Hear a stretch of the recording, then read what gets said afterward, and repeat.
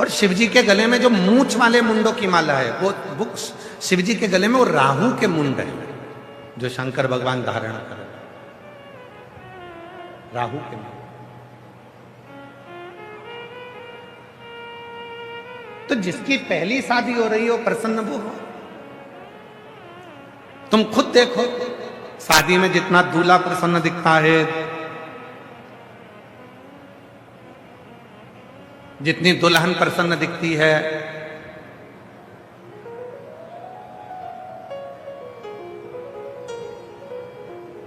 उतना कोई प्रसन्न नहीं दिखता, क्योंकि सबको मालूम है विवाह होने के बाद में जो परिस्थिति का बोझा हमारे सिर पर आएगा, जो बोझ हमारे सिर पर आएगा उसको हमको झेलना पड़ेगा। और प्रसन्नता किस चीज के लिए? समर, समता के भाव, उसमें कोई भेद नहीं है,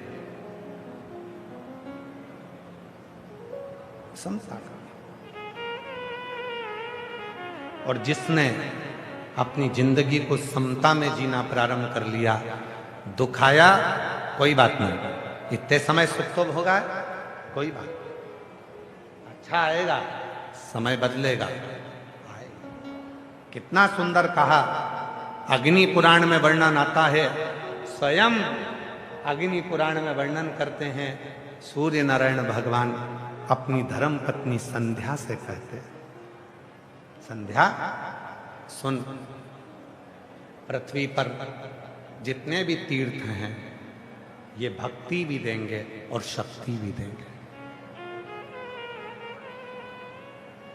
संध्या, पृथ्वी पर जितने तीर्थ हैं, आप वृंदावन जाइए, आप अयोध्या जाइए, आप जहां द्वारका जाइए, जगन्नाथ जाइए, आप केदार आप जहां जाना चाहो, बद्रीश जाइए, आप जहां मर्जी पड़े वहां जाओ और तीर्थों का दर्शन करो।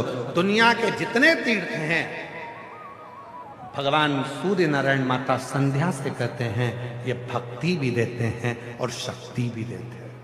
इसलिए हमारे सनातन धर्म में कहा जाता है कि तीर्थ यात्रा जरूर करा करो, तीर्थ में जरूर जाया करो, वहां भक्ति भी मिलेगी और शक्ति भी मिलेगी। भक्ति और शक्ति ये दोनों मिलती हैं। पर सूर्य नारायण भगवान ने माता संध्या से कहा, संध्या दुनिया के जितने तीर्थ हैं ये भक्ति देते हैं, शक्ति देते हैं, पर दुनिया में शंकर भगवान के जितने ज्योतिर्लिंग हैं वो 12 ज्योतिर्लिंग दुनिया की तकदीर बदल देते हैं। ये 12 ज्योतिर्लिंग दुनिया की तकदीर बदलने वाले हैं। याद रखना, तीर्थ भक्ति देगा, शक्ति देगा, पर तुम्हारी तकदीर को बदलने की सामर्थ्यता यदि कहीं मिलेगी तो वो 12 ज्योतिर्लिंग में भगवान शंकर का जब तुम दर्शन करोगे। तो कितने ज्योतिर्लिंग हैं? जम के बोलो जरा, जम के। 12।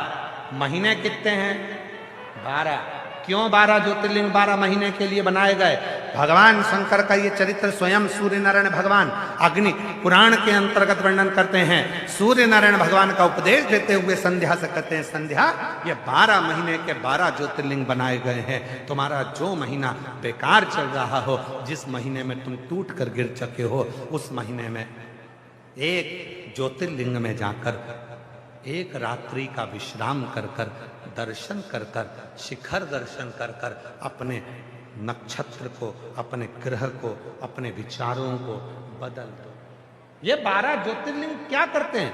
भक्ति अपनी जगह, शक्ति अपनी जगह। ये 12 ज्योतिर्लिंग मनुष्य के समय को, मनुष्य की तकदीर को बदल कर रख देते हैं। अगर दुख है तो सुख का अनुभव वो करना प्रारंभ कर देता है, सुख का। और शिव महापुराण में एक बात कही, ये तो हो गई अग्नि पुराण की बात।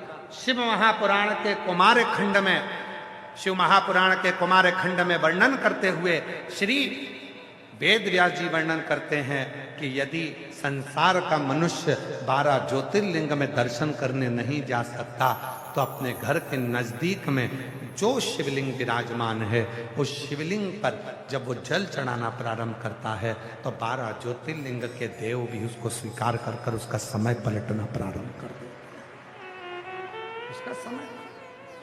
और इसके प्रमाण शिव महापुराण वर्णन करते हैं। एक पत्र है, अच्छा है, देखिए।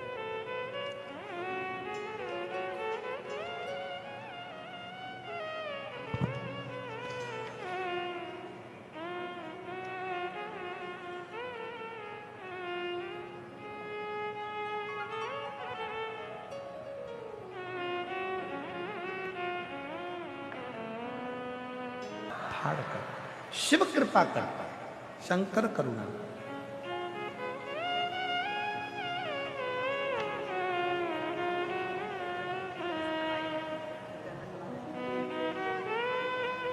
हमारा भी बोला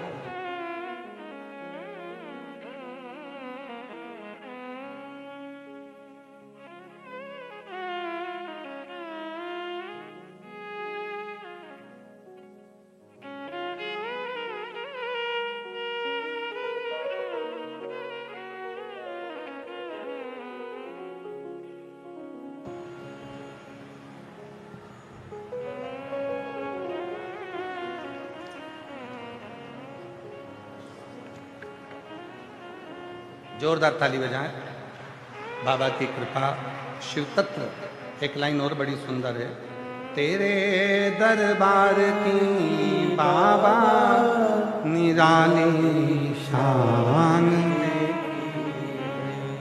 तुझे देते नहीं देखा पर झोली भरी देखी, मुख दुनिया मोड़े बाबा तू, मुख दुनिया मोड़े बाबा तू, मेरी लगी हरी थी बाबा तू, मेरी लगी हरी थी बाबा तू। शिव के प्रति तुम्हारा विश्वास है, आए हो, भरोसा प्रबल रहना चाहिए, विश्वास दृढ़ रहना चाहिए। जब विश्वास दृढ़ होगा, भरोसा प्रबल रहेगा, तो जीवन अपने आप सार्थक होगा। जहां भरोसा ही नहीं है, विश्वास ही नहीं है, वहां शिव नहीं। शिव शिव को पाना है तो भरोसा होना चाहिए। शिव महापुराण का कौमार्य खंड कह रहा है, आप 12 ज्योतिर्लिंग में अपना तकदीर बदलने के लिए, भाग्य बदलने के लिए नहीं जा सकते, तो अपने घर के नजदीक में जो शंकर भगवान का शिवालय है, अपने घर के नजदीक में जो शिवलिंग है, उस पर एक लोटा जल चढ़ाना प्रारंभ कर दो। धीरे धीरे तुम्हारी तकदीर बदलना प्रारंभ हो जाएगी। भाग्य याद रखिए, आज का जमाना बहुत दिखावे का है। ना किसी आडंबर में जाना है, ना किसी पाखंड में जाना है, ना किसी ढोंग ढकोसले में पढ़ना है।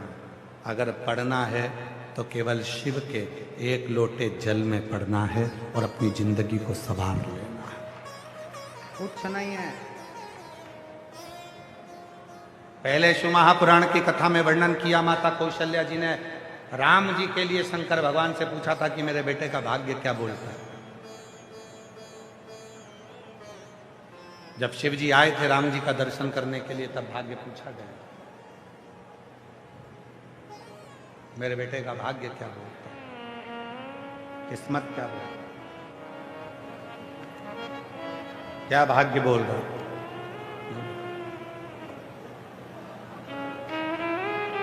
बताइए।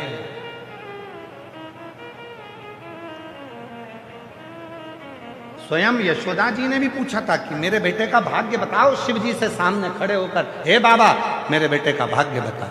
नहीं भाग्य नहीं, भाग्य बताया है।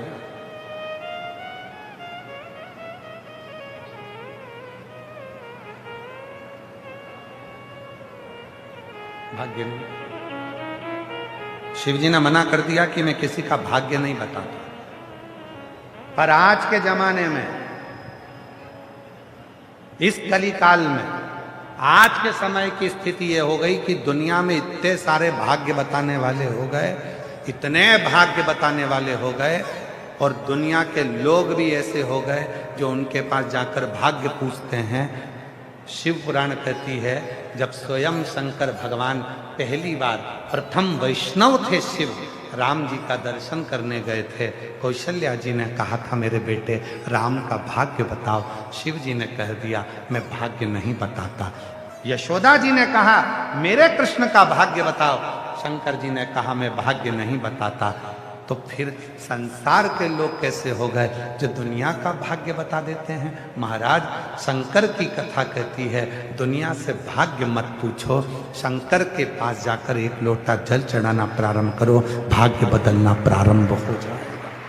क्यों आडंबर में फंसना, क्यों इधर उधर डोलना, क्यों विचारों में फंसना, क्यों यहां वहां जाना, क्यों किस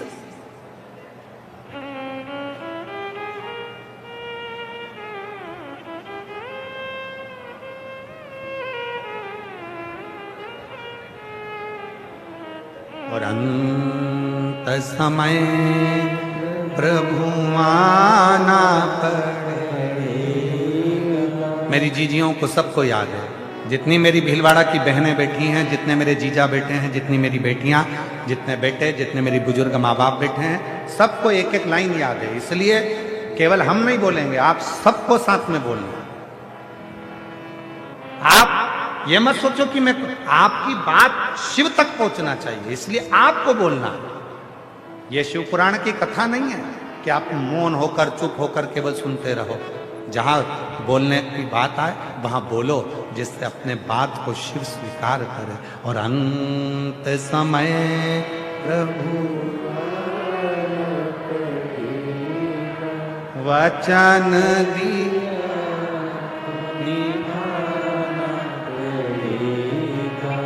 आए नाए प्रभु कुटुंब अंत समय प्रभु आना पड़ेगा, वचन दिया तो निभाना पड़ेगा, अंत समय प्रभु आना पड़ेगा। अंत समय में कोई आए ना आए पर तू आना, मेरे दुखड़ों को मिटाने के लिए तू आना, कोई दूसरा नहीं आएगा।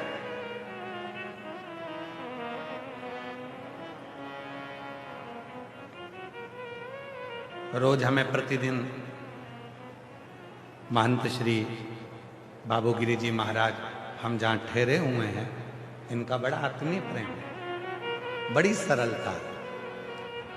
एक संत की जो सहजता होती है वो महंत श्री बाबूगिरी जी महाराज के चेहरे पर झलकती है और उनका भाव झलकता। रोज हम कल भी बोले थे उनको कि आप हमें लेने मत आया करो, हम तो बाबा की कथा है पहुंच जाएंगे, पर फिर भी वो कल हमको लेने, आज हमको फिर लेने आए तो हमने उनको यही कहा कि बाबा महाराज जी मत लेने आया करो, हम पहुंच जाए। महाराज जी बोले नहीं नहीं महाराज जी, बड़ी मुश्किल से तो भीलवाड़ा आना हुआ है और भीलवाड़ा में ये योग लगा है शिव जी की कथा का, तो हमें तो मौका मिला है। इसलिए भाव सहजता सरल,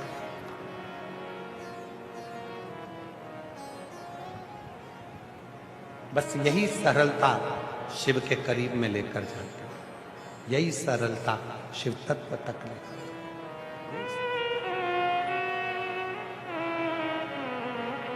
शिव के नजदीक ले जाने का सबसे सुंदर तरीका आपके भीतर की नम्रता, सरलता।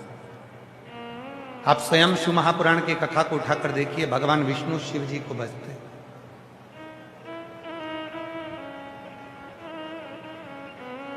और एक बार भगवान ब्रह्मा जी के मन में संशय उत्पन्न हो गया,